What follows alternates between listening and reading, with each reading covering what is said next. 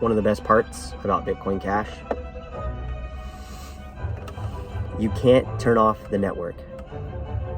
Theoretically, there could be a solar flare, wipes out the entire power grid, but at that point, Bitcoin Cash is the least of our worries. Currency in general would be the least of our worries, and you could still technically maybe do something with that. So Bitcoin Cash network cannot be turned off. It's literally censorship resistant, trustless, peer-to-peer. You know, they can try to put sanctions and try to track wallets, but you can also use specific techniques by running a node or using non-KYC type wallets and swaps into Monero and different privacy currencies where you can kind of avoid all that.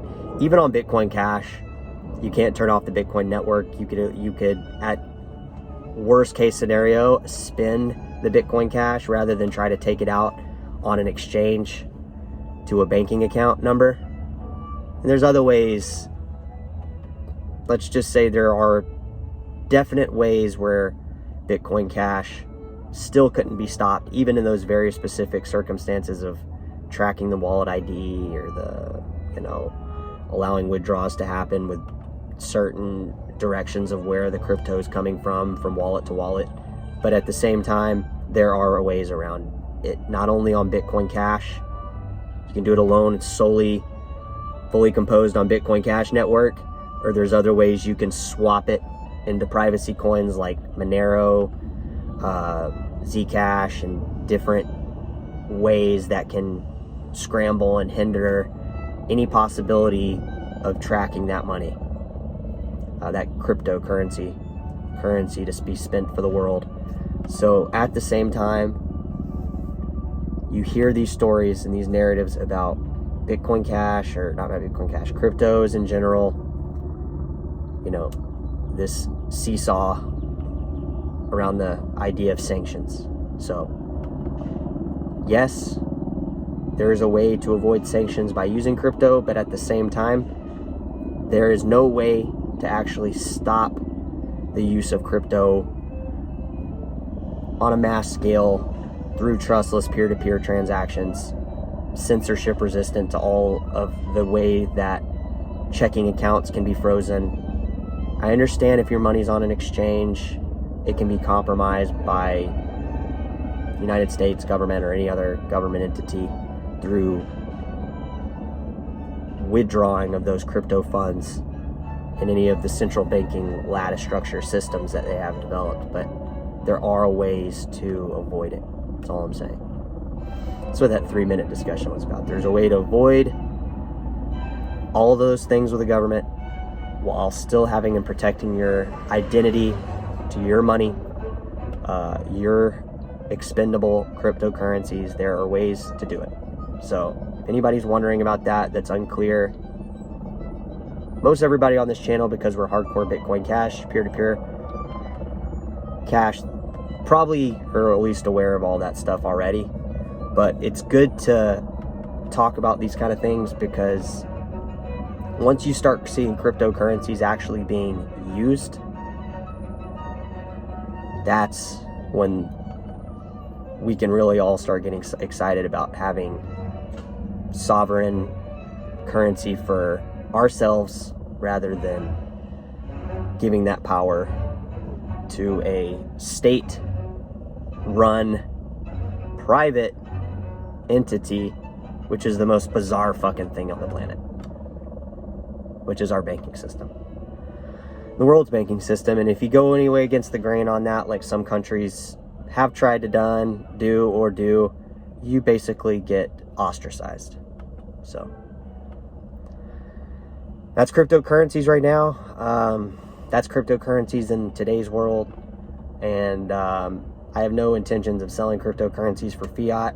In fact, I'm really trying to get a lot of cryptocurrencies offline right now, and it's really easy to do, but at the same time, when cryptocurrencies are needed are some of the high stress times. I'm not at all stressed about the welfare of my financial future. I am, however, disturbed, and it's really bad how everything's going right now. And it's not just by my perception, it's by the perception that is being projected by people I see around me, the news, the media, the governments. It's not right. So support your favorite cryptocurrency and support your favorite project right now. Gollum has been taken off this week. I need to buy some Gollum because that is just a project I'm finally willing to venture out into. Gollum's one. It doesn't matter what's going up, guys. Cryptos are all the good ones are going to go up thousands and hundreds of thousands of percents from where they're at now. Best thing you can do, or the dumbest thing you can do, is not buy them. Start taking them offline, guys.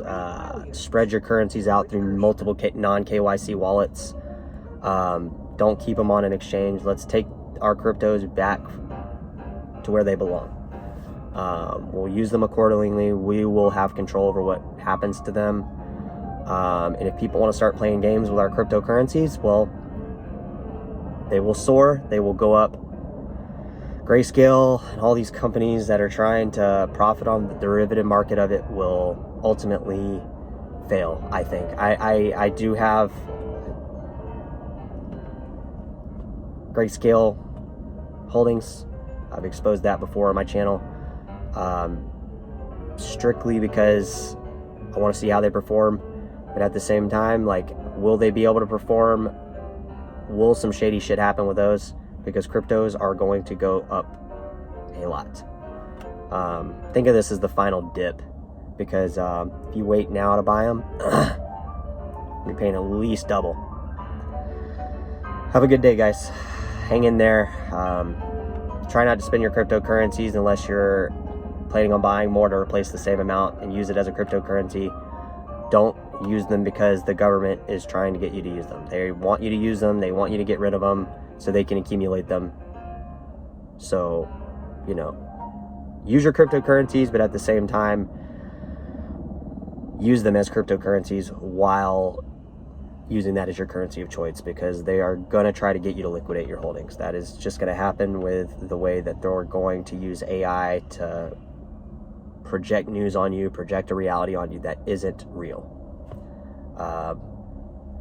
Might sound like the far side of the moon, but it's the truth. They're going to try to get you to sell your cryptos. So don't do it. Resist.